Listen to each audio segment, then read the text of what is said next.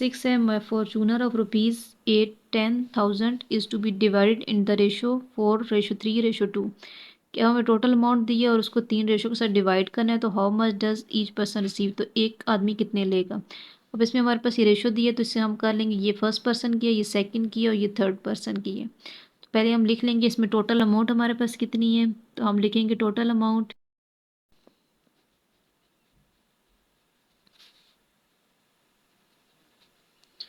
Total amount हमें question में दी हुई है ₹810,000 और रेशो हमें दी हुई है क्वेश्चन में, रेशो हमारे पास है 4:3:2।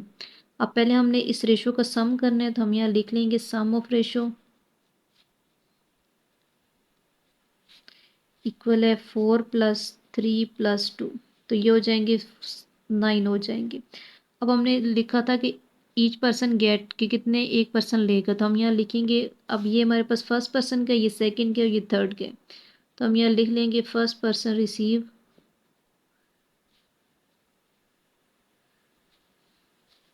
अब 4 थी रेशो पहली 4 और हमने सम से आया था 9, 4/9 मल्टीप्लाई 810,000, तो इसी कटिंग करेंगे, 9 1 9, 9 9 81 होते हैं और साथ में इसके 4 0 आ जाएंगे, तो हमारे पास ये आ जाएगा 4 × 90,000। इनको मल्टीप्लाई करना है, तो 4 0 ऐसे ही आएंगे क्योंकि 4 को 0 से करें तो 0 ही होता है, फिर 4 9 36, तो हमारे पास ये इसका आएगा फर्स्ट पर्सन का। अब दूसरा हमने लिखना है कि सेकंड पर्सन ने कितना रिसीव की है,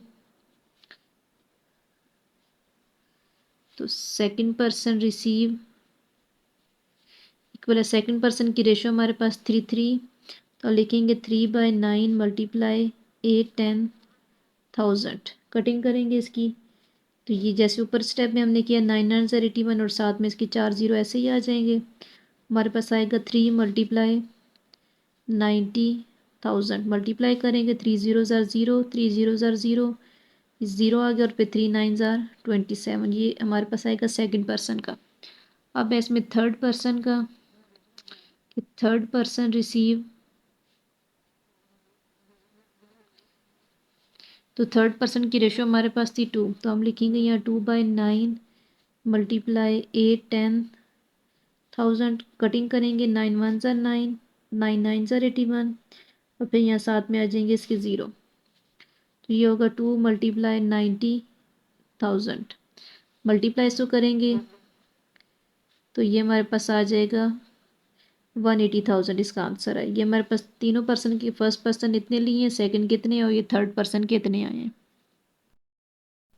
अगला क्वेश्चन है हमारे पास, if the price of petrol is increase from ₹120 to 150 पर लीटर, कि अगर पेट्रोल की प्राइस जो है वो बढ़ रही है 120 से 150 तक, तो इनकी रेशो कितनी होगी कि कितना इसमें इजाफा हुआ है।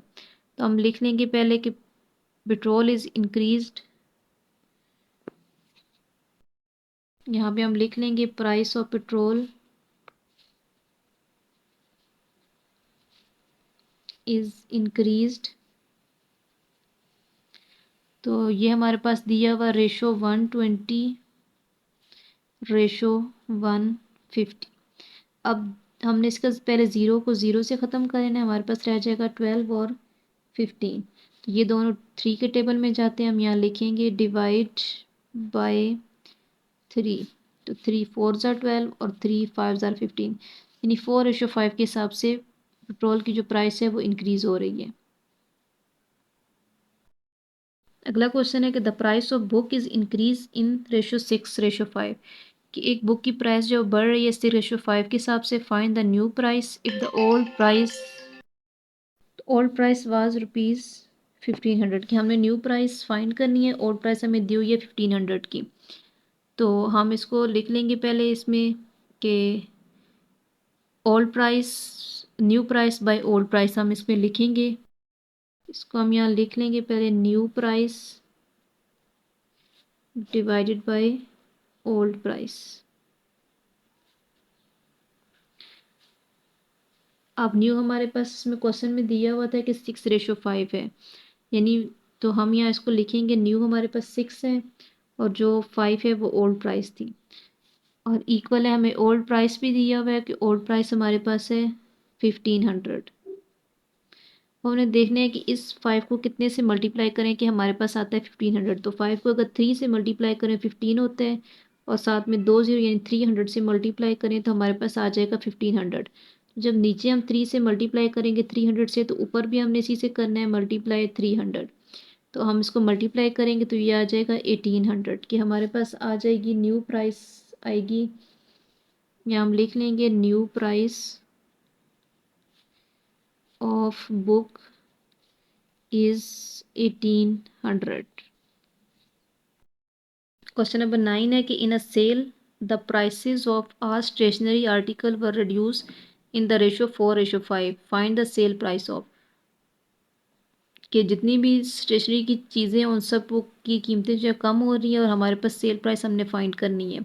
अब 3 इसमें पार्ट है कि पहला है पेन की प्राइस दी हुई है ओरिजिनल 250 है, फिर पेंसिल की 150 और क्लिप बोर्ड की 375 है। हमने इन तीनों की सेल प्राइस को फाइंड करना है। तो हम इसमें लिख लेंगे पहले कि सेल प्राइस और ओरिजिनल प्राइस हम लिख लेंगे इधर।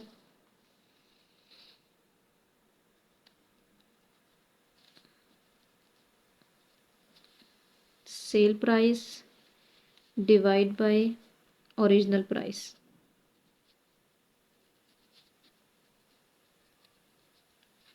अब क्वेश्चन में हमें दिया हुआ था कि रिड्यूस हो रही हैं यानी कम हो रही हैं, तो हम यहाँ ऊपर लिख लेंगे 4/5। ये 4 और 5 की रेशो हमें दी हुई है क्वेश्चन में, तो ये हमने 4:5 उसको कर लिया 4/5।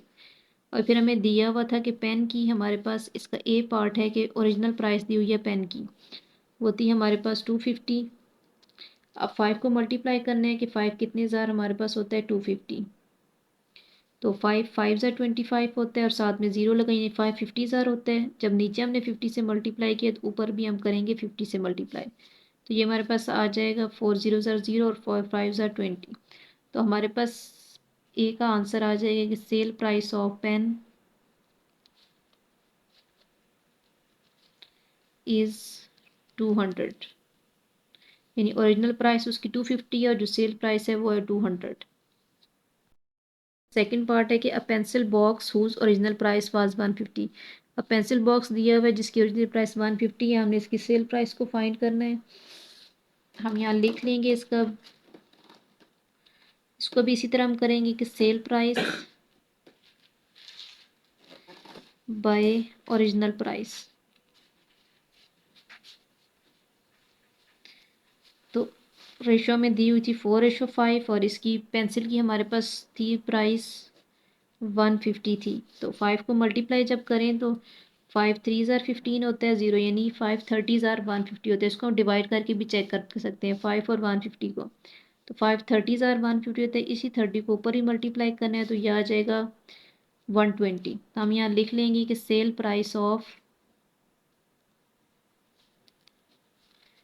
Pencil is 120 rupees. अब इसका आगे सी पार्ट है कि a clip board whose original price was 375 की क्लिप बोर्ड है उसकी प्राइस दी हुई है 375 रुपीज़। हमने सेल प्राइस को फाइंड करना है, तो लिखेंगे sale price by original price. अब सेल प्राइस पहले रेशो लिख लेंगे 4:5 की, और इसकी हमारे पास ओरिजिनल प्राइस हमें दी हुई है 375। तो डिवाइड इसको करेंगे तो हम इससे करेंगे 5 7 ज़ा 35 होता है, 2 इधर जाएगा 5 5 ज़ा 25। तो ये हमारे पास हो गया 575 ज़ार होगा। डिवाइड करने से ये आंसर आता है। अब इसी 75 को ऊपर भी मल्टीप्लाई करना है तो ये आंसर आ जाएगा 4 5 ज़ा 20, 4 7 ज़ा 28 और 2 30। तो हमारे पास आ जाएगी cell price of clip board is rupees 300।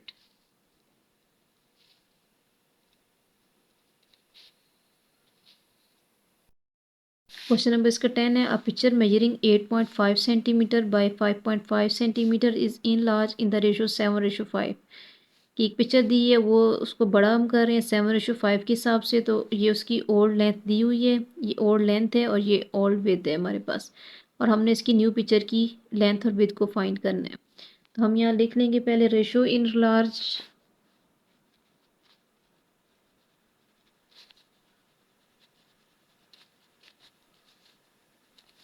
Equal है 7:5। अब हमारे पास इसमें एक दी हुई थी ओल्ड लेंथ दी हुई थी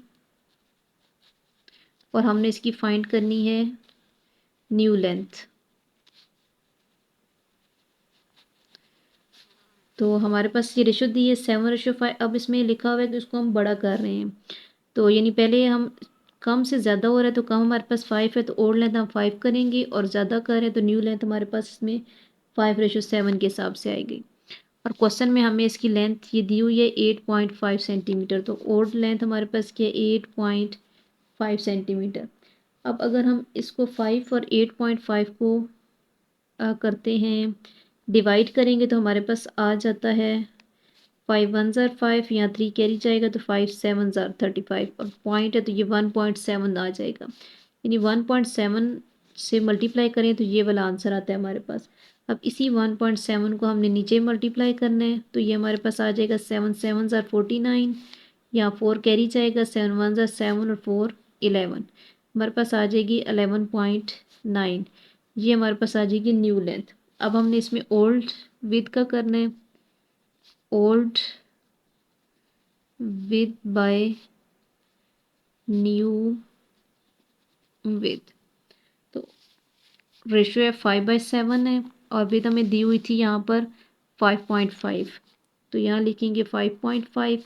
इसको अगर हम मल्टीप्लाई करते हैं तो ये 5 11 ज़ार होता है 55, यानी पॉइंट अगर ना हो तो 55 बन जाता है, अगर पॉइंट होगा तो 5 1 ज़ार 5, ये वाला पॉइंट यहाँ पे फिर 5 1 ज़ार 5, यानी 1.1 से मल्टीप्लाई किया। अब नीचे भी हमने 1.1 से ही मल्टीप्लाई करना है, 7 1 ज़ार 7 और 7 1 ज़ार 7, तो ये आ जाएगा 7.7। तो हम यहाँ पे इसके ऊपर लिख लेंगे कि न्यू लेंथ इक्वल है 11.9 सेंटीमीटर और इसकी न्यू विड्थ आई है इक्वल है 7.7 सेंटीमीटर। हमने क्वेश्चन में था कि डायमेंशन ऑफ न्यू पिक्चर हमारे पास है, तो हम यहाँ लिखेंगे डायमेंशन ऑफ न्यू पिक्चर